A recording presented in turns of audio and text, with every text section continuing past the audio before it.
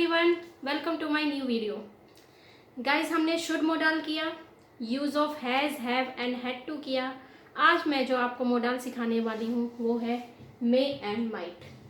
Guys, इस model का हम बहुत ज़्यादा यूज़ करते हैं अपनी डेली रूटीन में, और इस मॉडल को मैं आपको इन दोनों मॉडल को कंपैरिजन करके सिखाने की कोशिश करूँगी कि अगर हम कोई भी चीज़ कंपेयर करके सीखेंगे ना तो वो बहुत ईजीली और बहुत अच्छे तरीके से सीखा जा सकता है और वो हमारे माइंड में फिट हो जाएगा। तो आज का हम मॉडल करेंगे मे एंड माइट। पहले हम इसका रूल लिख लेते हैं, जो कि है subject plus model plus V1 plus object. Guys, मैं हमेशा ये रूल इसलिए लिखती हूँ ताकि बच्चों को बिल्कुल अच्छी तरीके से लर्न हो जाए कि मॉडल का जो रूल है, जो सेंटेंस स्ट्रक्चर है, वो इसी तरीके से फॉलो होता है। तो यहाँ पर मैं लिख दूंगी मे और यहाँ लिख दूंगी माइट।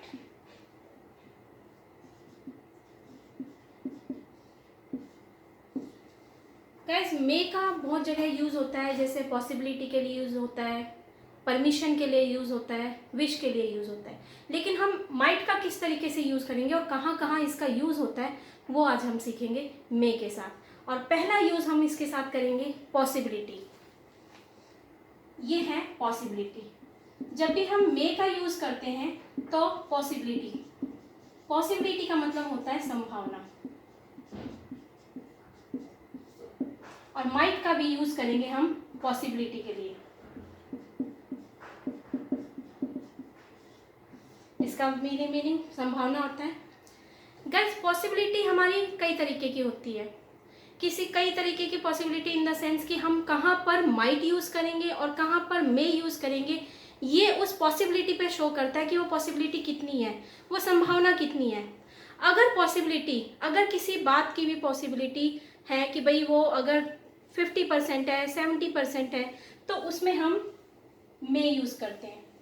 अगर पॉसिबिलिटी हमारी 10% है, शायद, जहाँ पर हम शायद यूज़ कर लें, शायद वर्ड यूज़ हो जाए, वहाँ पर हमारी लेस पॉसिबिलिटी होती है। इसका मतलब ये जो पॉसिबिलिटी है ये हमारी लेस पॉसिबिलिटी है, और जो ये पॉसिबिलिटी है ये हमारी स्ट्रॉन्ग पॉसिबिलिटी है। तो गाइज, ये याद रखेंगे कि स्ट्रॉन्ग और लेस पॉसिबिलिटी के लिए हम मे और माइट का यूज़ करते हैं। अब वो पॉसिबिलिटी कैसी है, जैसे ये हमारी पॉसिबिलिटी है, लगा लीजिए 70% की है, और ये पॉसिबिलिटी हमारी 10% की है। अब मैं एग्जांपल देकर आपको ये समझाती हूँ। जैसे कोई एग्जांपल लेते हैं कि आज घने बादल छाए हुए हैं और बारिश हो सकती है।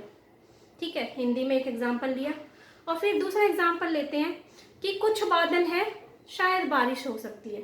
दोनों सेंटेंस हैं, बादल छाए हुए हैं, लेकिन पॉसिबिलिटी किस में ज़्यादा है कि घने बादल छाए हुए हैं। तो इस एग्जांपल के जरिए हम मे का यूज़ कर सकते हैं। जैसे it is cloudy today, it may rain. आज घने बादल मतलब क्लाउडी है, बिल्कुल घने बादल छाए हुए हैं, बिल्कुल काले बादल छाए हुए हैं, तो इट में रेन, बारिश हो सकती है। मतलब 70-90% पॉसिबिलिटी है कि बारिश हो सकती है। लेकिन यहाँ का अगर माइट का यूज करना है तो हम एग्जांपल लेकर ये यूज करते हैं, there are few clouds, it might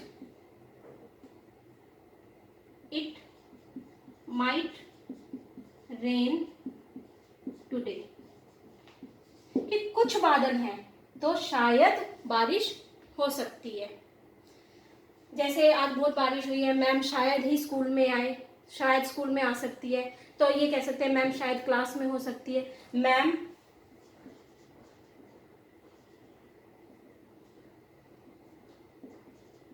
may be in class. अगर हम माइट का, इसमें चांसेस कितने हैं कि भाई 70-90% है कि भाई मैम हो सकती हैं। यहाँ पर अगर यूज करें तो हम एग्जाम्पल के साथ यूज कर सकते हैं, ma'am might be in class. यहाँ पर पॉसिबिलिटी कितनी होगी गाइस, 10% की। जहाँ पर स्ट्रॉन्ग पॉसिबिलिटी होगी वहाँ पर हम मे यूज करेंगे, जहाँ पर लेस पॉसिबिलिटी है वहाँ पर हम माइट यूज करते हैं। तो मेरे ख्याल से आपको ये वाला जो पॉसिबिलिटी है मे और माइट में डिफ्रेंशिएट करके आप समझ सकते हैं अच्छी तरीके से। अब नेक्स्ट इसका जो हम लेंगे वो लेंगे परमिशन के लिए। परमिशन के लिए माइट का यूज नहीं होता है, परमिशन के लिए माइट का यूज नहीं होता है, परमिशन के लिए होता है मे का यूज। परमिशन, परमिशन लेने या देने के लिए। जैसे आप अक्सर क्लास में करते हैं, बच्चे क्लास में एंटर करने के लिए हम यूज़ करते हैं कि ma'am may I come in, may I enter, may I go, may I sit here. तो जहाँ पर भी हम परमिशन लेते हैं और फिर दूसरा आंसर क्या है, yes you may come, you may enter, you may go there, तो उसका आंसर भी मे ही में होगा। तो आज्ञा लेने या देने के लिए हम मे का यूज़ करते हैं। जैसे may I enter, may I enter question mark, may I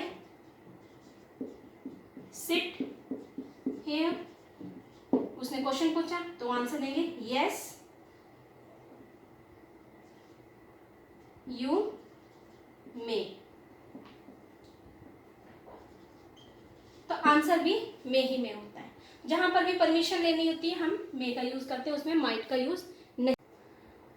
guys मे का यूज जैसे परमिशन में होता है या पॉसिबिलिटी में होता है, ऐसे ही इसका एक यूज है पर्पस के लिए। पर्पस, मकसद क्या है, जैसे हम खाना खाते हैं ताकि जिंदा रह सके, जैसे मैं कोई कोर्स करती हूँ ताकि मेरी अच्छी जॉब लग सके। तो जहाँ पर भी कोई पर्पस छुपा हो वहाँ पर हम मे मोडाल यूज करते हैं। एक एग्जाम्पल के जरिए देख सकते हैं, जैसे I learn computer so that, ताकि। अब सो डैट की जगह हम सो डैट की जगह डैट भी यूज कर सकते हैं, इन ऑर्डर टू भी यूज कर सकते हैं, कोई भी वर्ड इन ऑर्डर टू, ये तीनों वर्ड हम बीच में ताकि के लिए यूज करें। I learn computer so that I may get good job, I may get good job, जिसके पीछे एक मकसद छुपा हुआ है वहां पर हम मे मोडाल का यूज करते हैं। जैसे एक और एग्जांपल ले सकते हैं, जैसे we eat food so that we may live, ताकि हम जिंदा रह सके। तो जहां पर भी पर्पस आ जाए, परमिशन आ जाए, पॉसिबिलिटी आ जाए, वहां पे हम मे और माइट का यूज करते हैं। जहां पर माइट का यूज होगा वो मैंने आपको बताया, पॉसिबिलिटी में, परमिशन में मे का यूज, पर्पस में मे का यूज। एंड एक लास्ट यूज है गाइस इसका, वो सारे ही बच्चे सभी लोग करते हैं विश के लिए। विश, जहां पर भी हमारी इच्छा होती है, विश, जहां पर भी हमारी इच्छा होती है, ठीक है। इच्छा को शो करने के लिए हम मे मोडाल का यूज करते हैं। जैसे हमारे कोई बीमार है, may you get well soon, किसी का रिजल्ट आने वाला है तो may you get good marks. जहाँ पर भी हम विशेष दे रहे हैं, किसी को इच्छा दे रहे हैं, इच्छा प्रकट कर रहे हैं कि भाई भगवान करे ये हो जाए, भगवान करे तुम्हारे बहुत अच्छे नंबर आए। तो जहाँ पर भी हम अपनी इच्छा को जाहिर करते हैं वहाँ पर मे मोडाल का यूज करते हैं। जैसे may you get good marks in exams, may you get well soon, ठीक है। तो ये सारे यूजेस हैं मे और माइट के। आप इसको यूज़ करके अपना मे और माइट मोडाल को बहुत इजीली तरीके से सीख सकते हैं, बहुत पक्का कर सकते हैं। और गाइज जहाँ पर भी जैसे विश आ जाए, पॉसिबिलिटी आ जाए, मे और माइट का आपको मैंने बता दिया कहाँ कहाँ यूज़ होगा। अब कई बच्चे ऐसा कहते हैं गाइज कि जो ये मे और माइट है ये इसका पास्ट फॉर्म है। बिल्कुल गलत, बिल्कुल गलत। मे और माइट अलग अलग मोडाल हैं। माइट का यूज़ कब होता है, वो नरेशन में हम यूज़ करते हैं। जब हम मे हमारा जब इनडायरेक्ट डायरेक्ट स्पीच करते हैं, जब मैं आपको वो सिखाऊंगी तब आप देखना कि कैसे मे का माइट चेंज कर देते हैं। लेकिन मे और माइट अलग अलग मोडाल हैं, ये इसकी पास्ट फॉर्म नहीं है। पास्ट फॉर्म कब होगी? जब हम उसका यूज़ नरेशन में करेंगे, डायरेक्ट इनडायरेक्ट जब हम नरेशन करेंगे उसमें हम सीखेंगे। लेकिन मोडाल्स में मे और माइट के अलग अलग यूज़ हैं। इसमें हम ये नहीं कहते हैं कि मे का पास्ट टेंस है, नहीं, दोनों का मतलब है सकता है, दोनों का मतलब है सकता है, लेकिन दोनों प्रेजेंट को शो करते हैं, ये याद रखेंगे।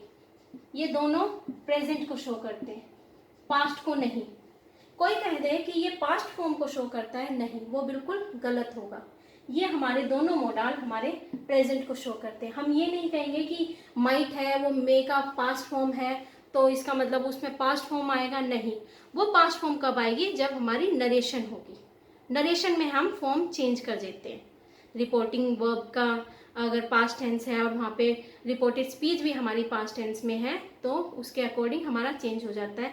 हैड प्लस थर्ड फॉर्म लग जाती है, या सेकेंड डू डज है तो डिड लग जाता है, तो वो उसके अकॉर्डिंग चेंज होता है, उसके अपने रूल्स हैं। लेकिन इसमें दोनों ही प्रेजेंट को शो करते हैं, ठीक है।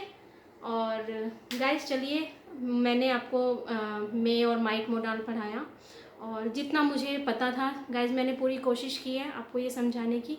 Hope you would like my video. और चलिए, आप अपना ख्याल रखना। Till then bye.